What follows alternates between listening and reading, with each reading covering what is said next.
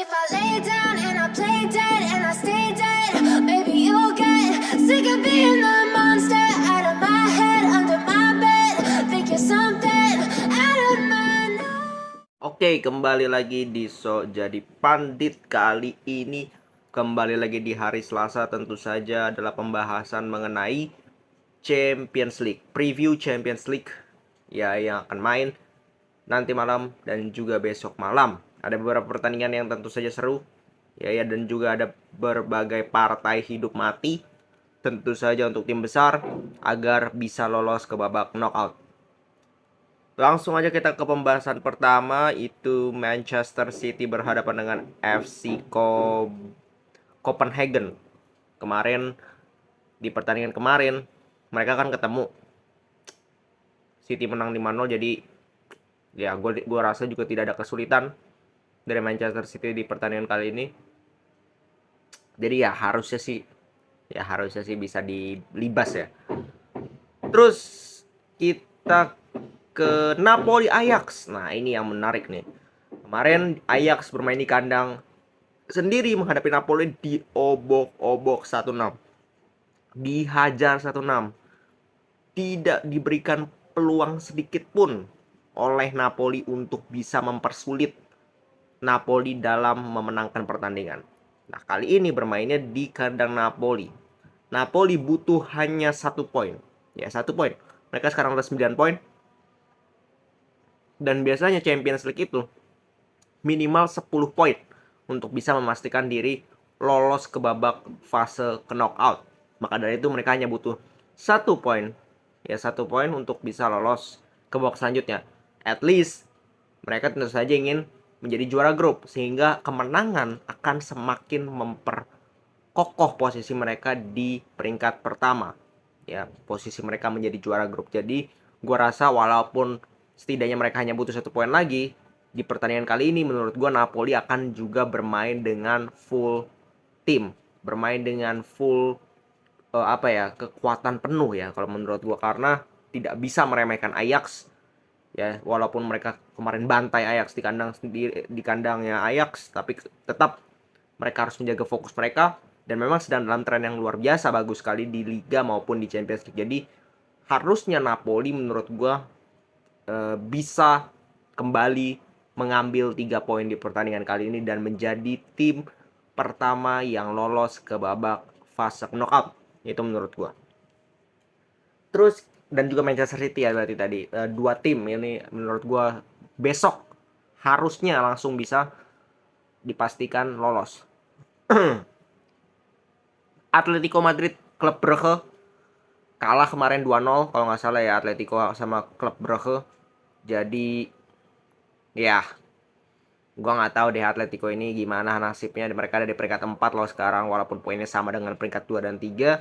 Tetapi memang kualitasnya Atletico ini sedang menurun ya, sangat menurun. Bahkan nggak perform aja sama pemain. Griezmann yang baru teken kontrak dengan ATM pun mainnya juga ya gua nggak tahu, mungkin karena itu didealkan sehingga Griezmann bisa main dari awal untuk menambah kekuatan mungkin aja. Tapi ya gue tidak melihat match ini akan menjadi match yang mudah untuk Atletico. Jadi gue akan bilang bahwa ini adalah match yang imbang ya, imbang untuk Atletico. Terus kita ke grup E.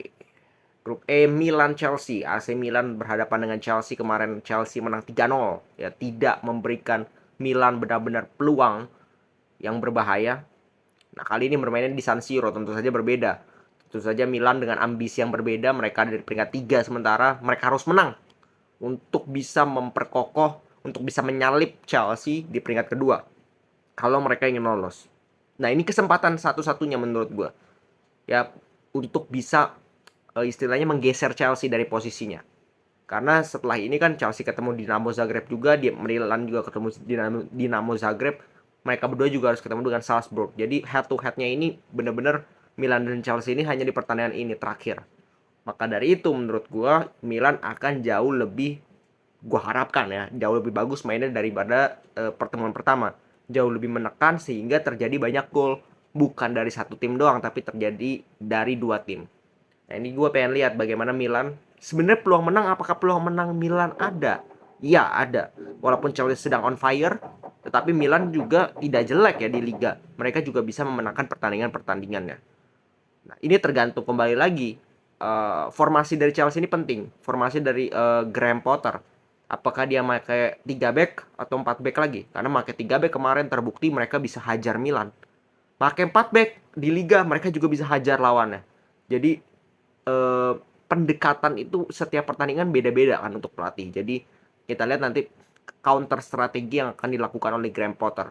Kalau dari Milan gue rasa juga tidak akan banyak perubahan dari sisi strategi. Hanya mungkin mereka lebih meningkatkan intensitas, lebih bermain dengan intensitas tinggi. Itu yang gue rasa nantinya akan diperagakan oleh AC Milan. Lalu kita ke grup F, ada Real Madrid Shakhtar. Ya ini juga ya harusnya sih Madrid ya, kalau misalkan tidak ada kendala Madrid akan menjadi tim ketiga yang menurut gue akan bisa memastikan tiket ke fase knockout. Harusnya ya. Karena Shakhtar kemarin juga mainnya ya sangat beruntung, mereka hanya kebobolan 2.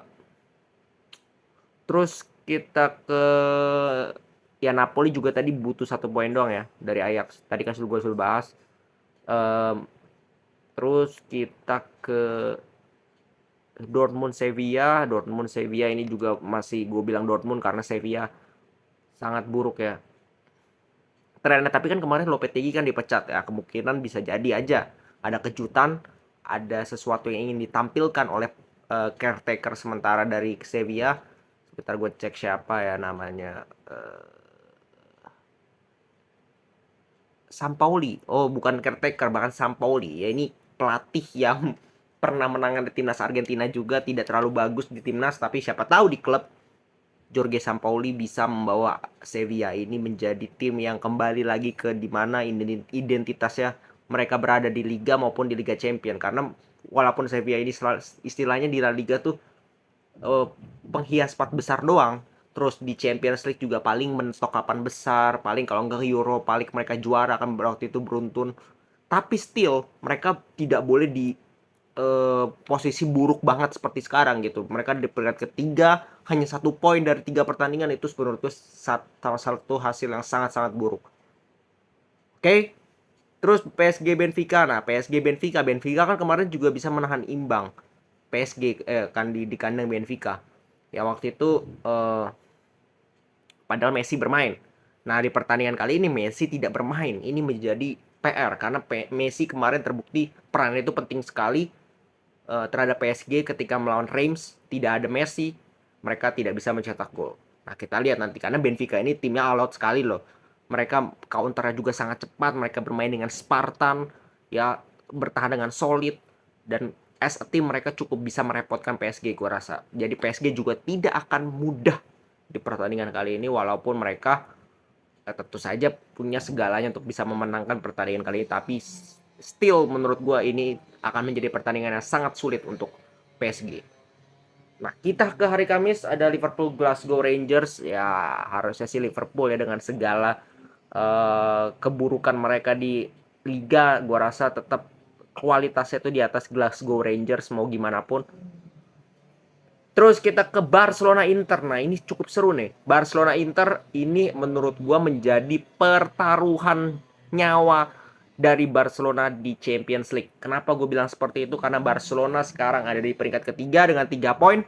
Inter ada di peringkat 2 dengan 6 poin. Dan Bayern Munchen berada di peringkat 1 dengan 9 poin. Bayern akan lawan Victoria Plzen yang sudah pasti akan menang. Ya kemungkinan besar akan menang. Dan sudah pasti lolos Bayern Munchen. Jadi sisa 1 slot lagi dari grup ini, yaitu antara Inter dengan Barcelona. Ditentukannya di match apa? Menurut gue di match ini. Ya, main di Camp Nou. Sudah ada cywar dari fans di pertandingan kemarin ya, di mana Barcelona menang 1-0. Fansnya sudah menyerukan nada-nada apa ya, cywar kepada Inter Milan. Dan gua rasa ini menjadi pertandingan yang sangat-sangat patut ditunggu, patut disaksikan bagaimana perjuangan dari Barcelona, apakah mereka bisa menang. Karena kalau mereka bisa menang, peluang mereka untuk lolos nanti jauh lebih besar daripada Inter. Sedangkan kalau mereka kalah atau imbang aja, wah ini bahaya sekali. bahaya sekali kalau menurut gue untuk Barcelona. Jadi itu preview dari beberapa pertandingan Champions League yang cukup seru menurut gue, cukup menarik untuk disaksikan. Hasilnya menarik untuk disaksikan. Ada beberapa tim yang tadi gue bilang yang sudah hampir pasti lolos, hanya membutuhkan 1 poin, dan easily. Ada yang beberapa yang mereka akan dapatkan 1 poin itu akan langsung lolos, dan ada juga yang harus berjuang untuk menyelamatkan posisinya bahkan untuk masuk ke babak knockout. Oke, jadi kita lihat seperti apa hasilnya besok maupun lusa. Itu akan menjadi hasil yang patut untuk dibahas, tentu saja gue akan bahas. Dan kita lihat siapa yang akan lolos ke babak knockout secara langsung atau siapa yang akan tidak lolos. Segitu dulu video dari gue. Salam sepak bola.